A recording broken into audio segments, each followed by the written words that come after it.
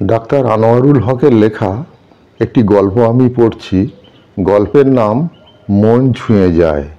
নীলকুঠি গ্রামের এক কোণে ছিল একটি ছোট্ট মন্দির। এই মন্দিরের সন্ন্যাসী ছিলেন বৃদ্ধ ভগীরথ। ভগীরথের বয়স বেশ হয়েছিল, কিন্তু তার হৃদয় এবং মন ছিল তরুণ। তিনি প্রতিদিন গ্রামের মানুষের জন্য প্রার্থনা করতেন এবং তাদের সমস্যাগুলো শুনতেন। কিন্তু তার জীবনের সবচেয়ে বড় আনন্দ ছিল গ্রামের শিশুদের সঙ্গে সময় কাটানো। গ্রামের এক ছোট্ট মেয়ে স্নেহা ছিল ভগীরথের খুবই প্রিয়। স্নেহা ছিল অত্যন্ত মেধাবী এবং কৌতূহলী। তিনি যেভাবে গ্রামের শিশুদের বিভিন্ন গল্প শোনাতেন, সেভাবেই স্নেহাও তার প্রিয় সন্ন্যাসীর কাছে প্রতিদিন নতুন কিছু শিখতে চাইত।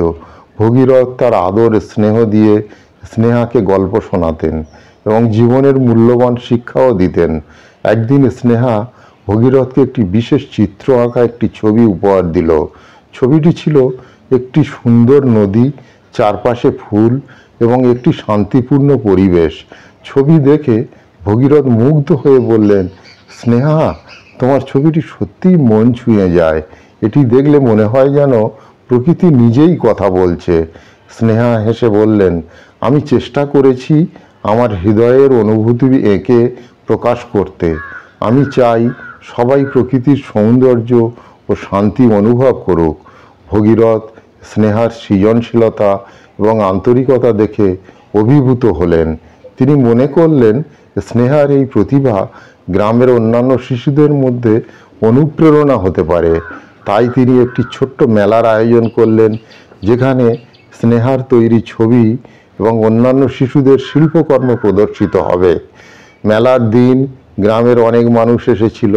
শিশুদের আঁকা ছবিগুলো দেখে সবাই মুগ্ধ হয়ে গেল। স্নেহার ছবির মাঝে প্রকৃতির সৌন্দর্য, শিশুর নিষ্পাপতা একত্রিত হয়েছিল। গ্রামবাসীরা সন্তুষ্ট এবং আনন্দিত হয়ে বললেন, এই মেলার মাধ্যমে আমরা শিশুদের সৃজনশীলতা এবং তাদের মনের গভীরতা দেখেছি। এটি আমাদের মনে দাগ কেটেছে। ভগীরথের মেলা শেষ হলো এবং স্নেহা তার নিজস্ব শিল্পের মাধ্যমে গ্রামের মানুষের মন জয় করলো। স্নেহা নিজেও এই অভিজ্ঞতা খুব খুশি হলো এবং বুঝতে পারলো যে সত্যিকারের অর্থে সৃজনশীলতা এবং আন্তরিকতা মানুষকে মনের গভীর ছুঁয়ে যেতে পারে। এই গল্পটি আমাদের শেখায় যে মন ছুঁয়ে যাওয়ার জন্য শুধু বড় কীর্তি নয়, বরং আন্তরিকতা, সৃজনশীলতা গুরুত্বপূর্ণ। স্নেহা যেমন তার নিজের শিল্পের মাধ্যমে মানুষের মনকে স্পর্শ করতে সক্ষম হয়েছিল, তেমনি আমরা আমাদের জীবনে ছোট ছোট কিছু করে মানুষের হৃদয়ে একটি বিশেষ স্থান তৈরি করে নিতে পারি।